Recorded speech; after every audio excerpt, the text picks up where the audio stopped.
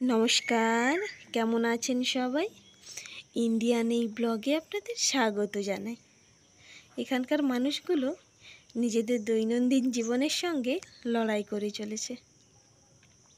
এটা আমার মায়ের বাড়ি যাওয়ার বাঁধ।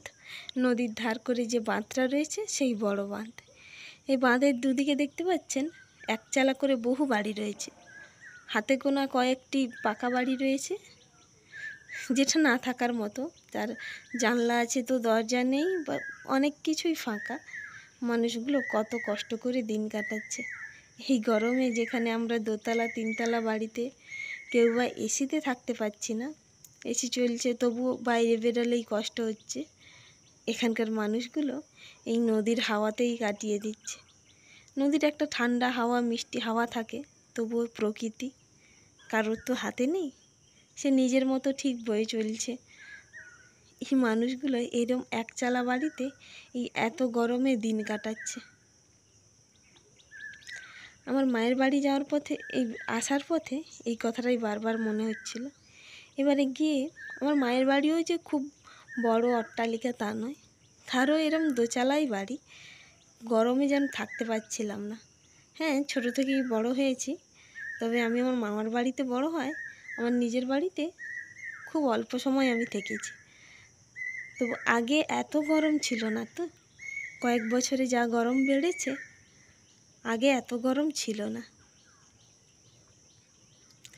এই মানুষগুলো তবু এই গরমে এইভাবে ছোট থেকে বড় সবাই, একটা ছোট বাচ্চা, আমাদের ঘরের বাচ্চা যেগুলো ছোট ছোট বাচ্চাগুলো গরমে থাকতে পারছে না, এটা দাও ওটা দাও করে যাচ্ছে।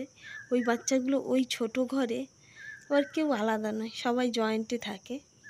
ছোট ছোট বাড়ি হলেও ওদের মানুষজন অনেককেই থাকে, জয়েন্ট একসঙ্গে সবাই থাকে। পরিবারে মিনিমাম যতজন থাকার কথা প্রায় সবাই একসঙ্গেই থাকে। চলুন আপনাদের একটু দেখিয়ে দিই মায়ের বাড়ি থেকে কী কী আনলাম। আপনাদের আগেই বললাম, আমি আমার যেহেতু মামার বাড়ি থেকে বড় হয়েছি, আমার মামার বাড়িতে দিদা দাদু আছে, সবাই আছে। এইসব আমার দাদু তুলে দিয়েছে, দিদা সবাই, অনেকে সবাই তুলে দিয়েছে। মায়ের বাড়ি গেলে যা হয়, সবাই আমাদের গ্রামে কেউ গেলে আশেপাশে যারা থাকে তাদের কীটা আছে আগে মেয়ে বাড়ি যাওয়ার সময় সেটাই দেওয়ার চেষ্টা করে।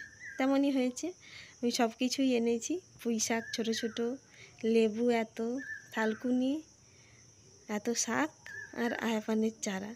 এইটা এই গরমে খুবই শরবত করে খেলে খুবই উপকার। এই বাদামগুলো মা চাষ করেছিল, তাই দিয়েছে। এই ব্যাগের ভেতরে আছে লাল আলু, কাঁচা কলা আর পেঁয়াজ, অনেক কিছুই এনেছি। চলুন, পেঁয়াজগুলো ছোট ছোট হলেও আগের বছর অনেক বড় হয়েছিল। সব বছর তো আর সমান ফলন হয় না। আপনাদের এগুলো একটু ঢেলে রাখি, না হলে গরমে এগুলো নষ্ট হয়ে যাবে।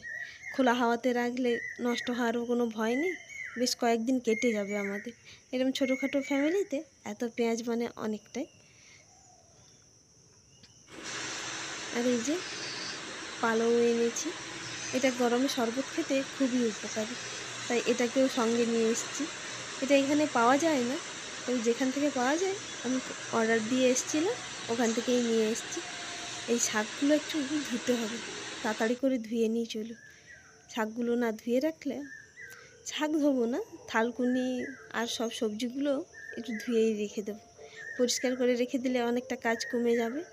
সকালে এসেছি, কিন্তু সকালে আর সময় ছিল না। সকালে অনেকটা দেরি করে, লেট হয়ে গেছে, 11টা বেজে গেছে, তাই বিকাল বিকাল করেই সব কাজ করছি। এই সেই রান্নাবান্না করতেই সময় চলে গেছে।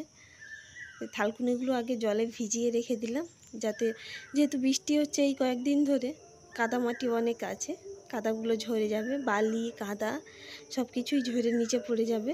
কয়েকবার ধুয়ে দেব, তারপরে তো থালকুনি মানে একটা একটা পাতা ধুতেই হবে।